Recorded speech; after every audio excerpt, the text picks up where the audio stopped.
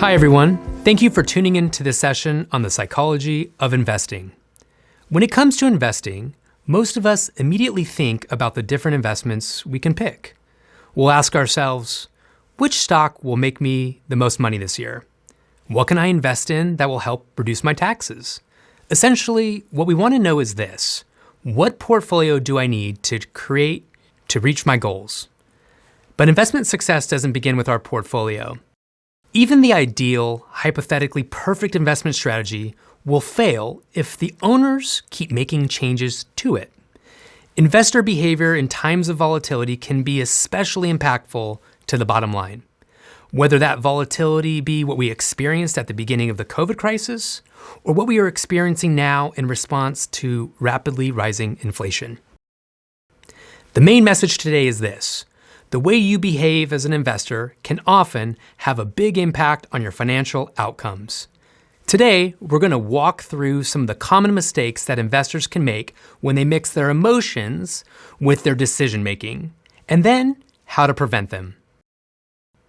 If you had to put your money in one investment today, which would you choose? The green line? The yellow? Blue? Or maybe the pink one? Studies have shown that investors are most likely to pick the yellow graph. As human beings, we are hardwired to be drawn to reward and fearful of risk. We like this steady and sure growth of our money. And if we had a choice, we would choose this investment every time. Now, let's reveal what these investments were. Green represents Pfizer stock, blue is the S&P 500 index, the pink line represents U.S. Treasury bills, and yellow represents Fairfield Century. Has anyone ever heard of Fairfield Century? How about Bernie Madoff? Fairfield Century was the feeder fund to Bernie Madoff's investment firm. The one investment that went up with seemingly no risk turned out to be one of the biggest frauds in U.S. history. And history has shown that there are no magic bullets. Investing involves risks. And as human beings, it can be tough to manage our emotions when markets go up or go down. In this video, we'll show you how to recognize your emotions, explain why those emotions can affect your money, and how to work with a financial professional or develop disciplines to put into practice the best position to meet your financial goals. Investing isn't about being smart. Here's a story that illustrates what I mean. Isaac Newton is considered one of the most important scientists in history. Even Albert Einstein said that Isaac Newton was one of the smartest persons that ever lived. Newton developed the theory of gravity, the laws of motion, which really forms the basis for physics, knew math, calculus, and made breakthroughs in developing the modern telescope. In 1720, far before Bernie Madoff and far before Bitcoin, Sir Isaac Newton lost 20,000 pounds. Well, that's more than 3 million in today's money by investing in what was called the South Sea Company. There's more to that story, though. He had actually earned 7,000 pounds, or close to $1 million in today's terms, from the same stock a few months earlier.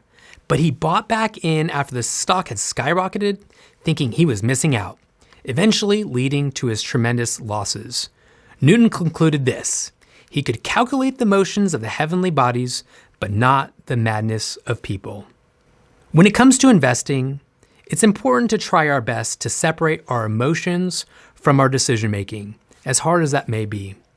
When external factors are around us and they're rough, it can enhance the fear of loss that we naturally have with our investments that we internally have to reconcile. All of the media that we're constantly bombarded with now doesn't really help and is typically even the cause of that feeling. The big takeaway, as Warren Buffett said, we don't have to be smarter than the rest. We have to be more disciplined than the rest.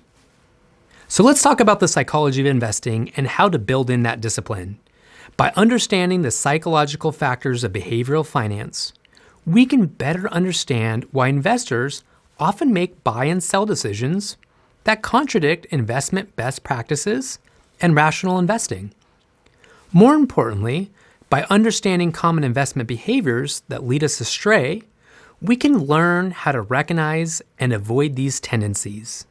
Envy, or the fear of missing out, or the regret of what could have been, and loss, so losing money, where losses feel twice as bad as gains feel good, are really common investing challenges that prevent average investors from becoming ideal investors.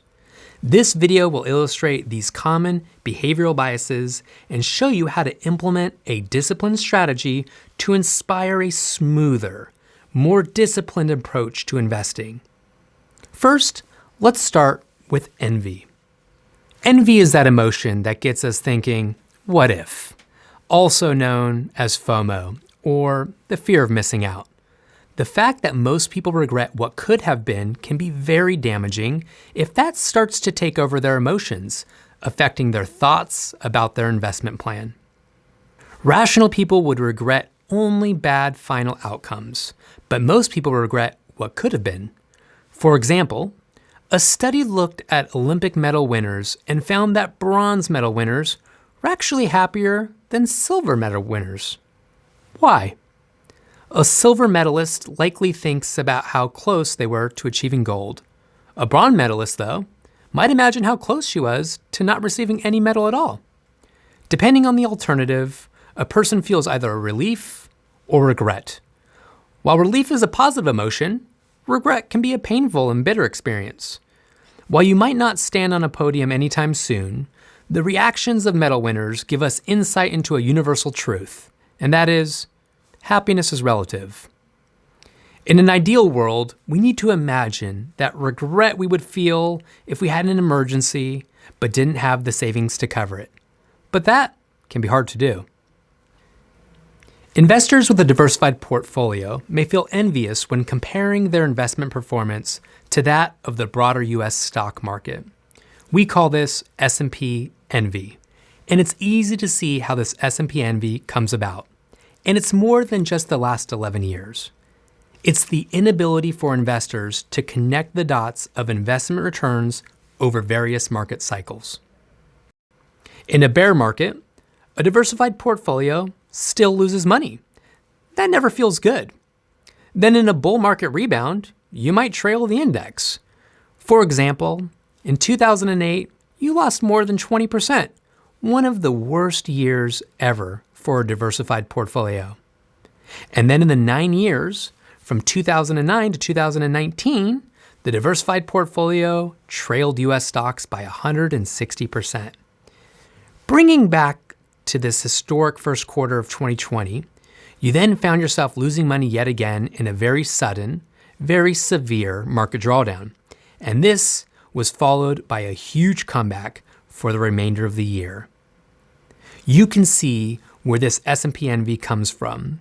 The diversified portfolio never feels like it's quite winning. You lose money, you trail the market, you lose money, you trail the market. A diversified portfolio is difficult to own. It never feels like you're ahead, often leading to a feeling of regret. We start to wonder to ourselves, why am I losing money? I thought my portfolio was diversified. Or why does my portfolio always underperform? I think I'm leaving too much money on the table. But the punchline is that if you had added up all these periods, the diversified portfolio actually works even when it feels like it's losing. This kind of regret and not understanding why we build portfolios the way we do can lead to bad investment decisions. Another example of envy, most people will tell you that buying a lottery ticket is a poor plan for financial success. But why are we willing to play even when we know the odds aren't in our favor? We're often willing to accept this high probability of poor returns for a small chance of earning large returns. This is called the lottery effect. This is also why investors are willing to concentrate positions in single-issue stocks or invest in the next hot startup company or the latest investment trend. The excitement of large returns clouds our better judgment, and we make decisions that reduce our overall chance of success. We run into serious risks when we get caught up in the lottery effect.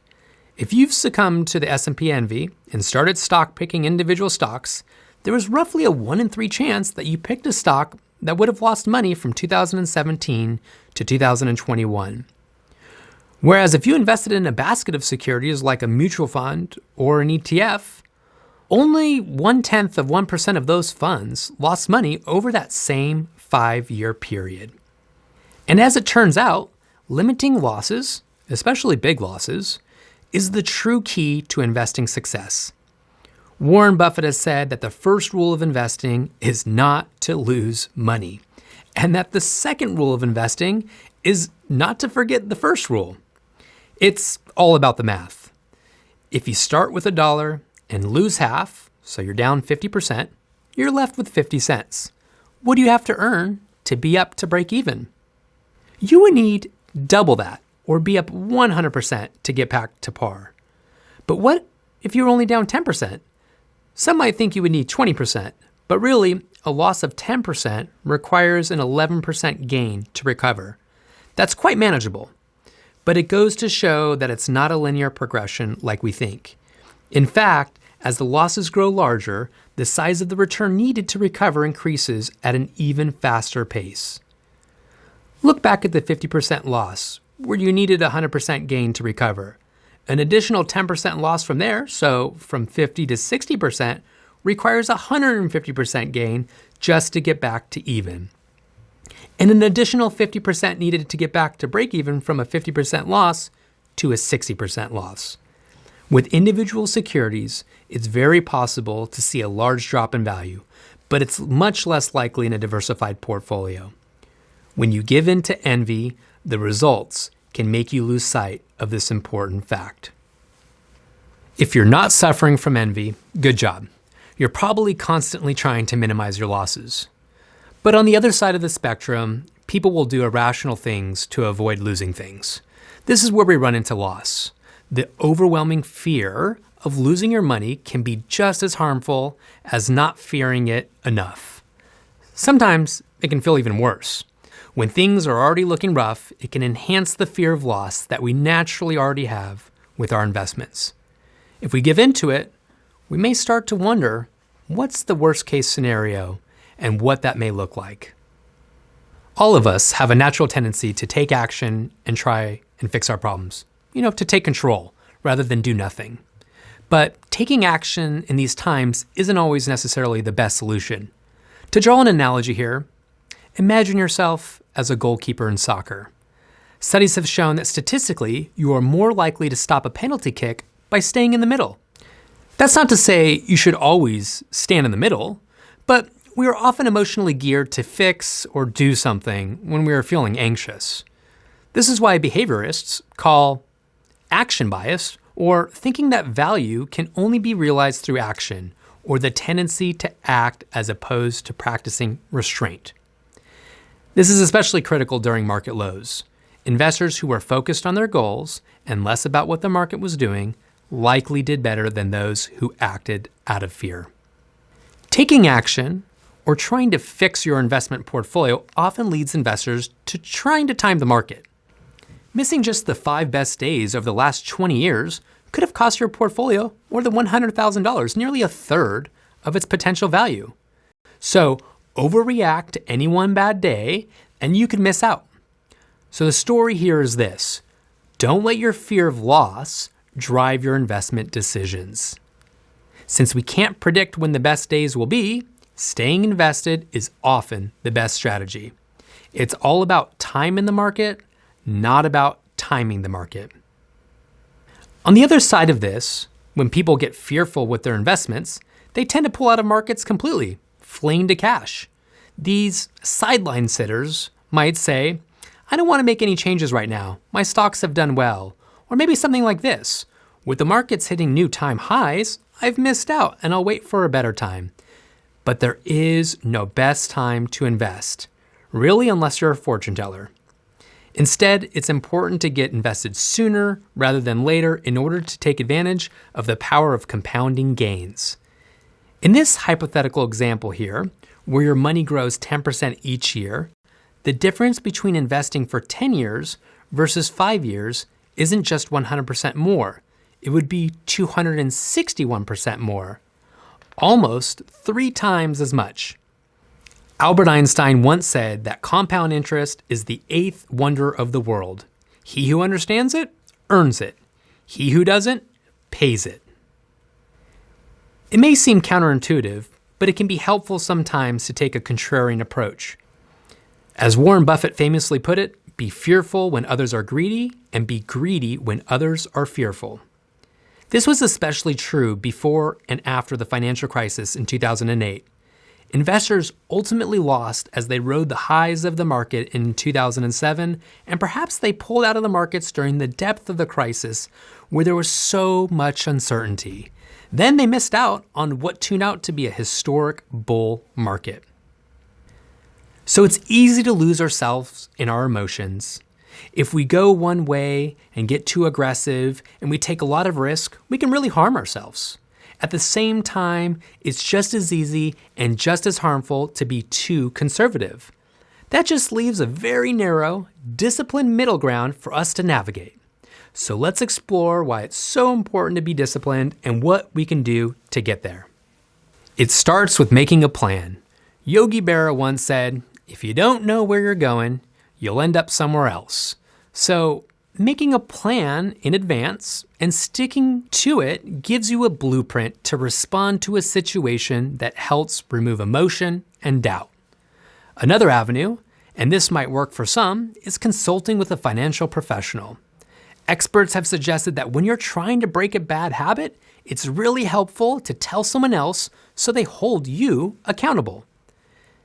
They can keep you disciplined and on schedule when you feel like you might be deviating. And when it comes to investing, for some, the perfect person for that job is a financial advisor. Many people think of financial advisors as money managers, people who can make your money work as well as possible. And that's true. But just as importantly, they act as an intermediary, a stopgap between you and your investments.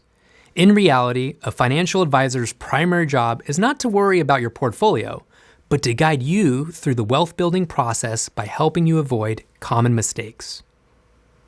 Whether you're doing it yourself or you're working with an advisor, sticking to a disciplined plan can help to make the emotional roller coaster ride of the markets smoother and less volatile.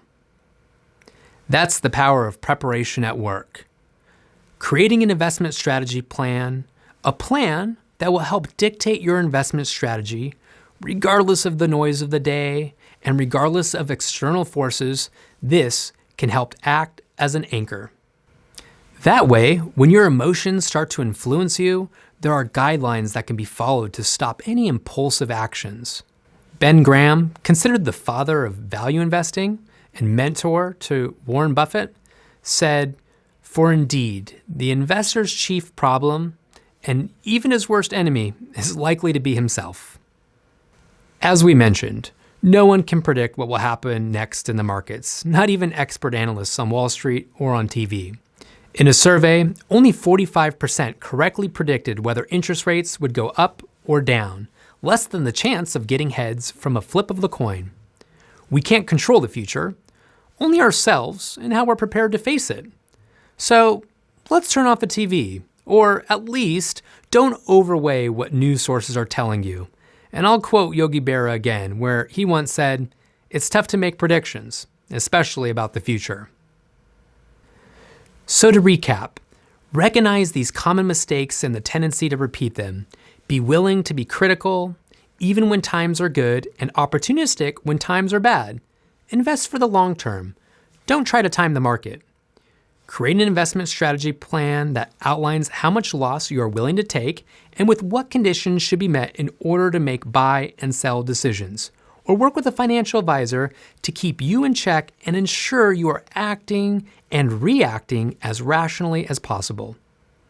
In the end, how we behave has a huge impact on how portfolios behave. And oftentimes, the more we try to step in, the worse we can make it.